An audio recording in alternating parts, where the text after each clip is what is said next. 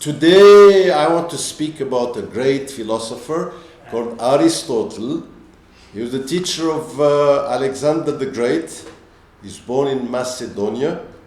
Together with Plato, he is considered as one of the greatest philosophers that the world has ever known. He was a true scholar and academic with an interest in several intellectual disciplines, ranging from astronomy to rhetoric to politics and philosophy. His major was certainly logic.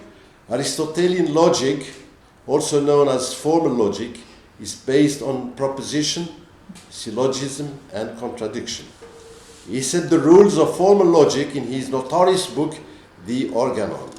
His main concern was the truth, like all the philosophers, modern and old. Something interesting in his book is called the 10 categories: substance, quantity, quality, relation, place, time, position, state, action, affection, etc.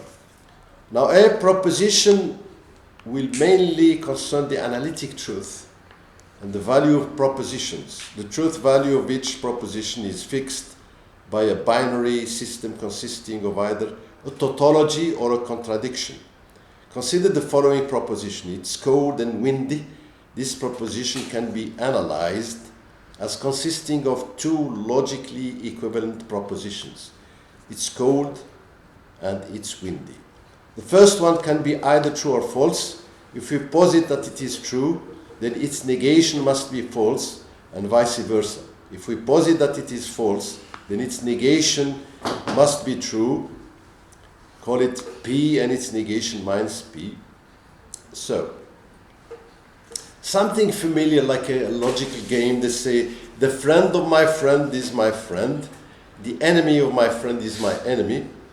The friend of my enemy is my enemy. The enemy of my enemy is my enemy. And then there's something called contradiction. If you join two propositions, one positive and one negative, the result will be false. It's called the contradiction. Something interesting is syllogism, which consists of three propositions. All men must die, major premise. Socrates is a man, minor premise. Socrates must die, conclusion. Aristotle used his syllogism to prove the existence of God. Now I have also conditionals, which are very important, but let me just read for you a sort of poem about it.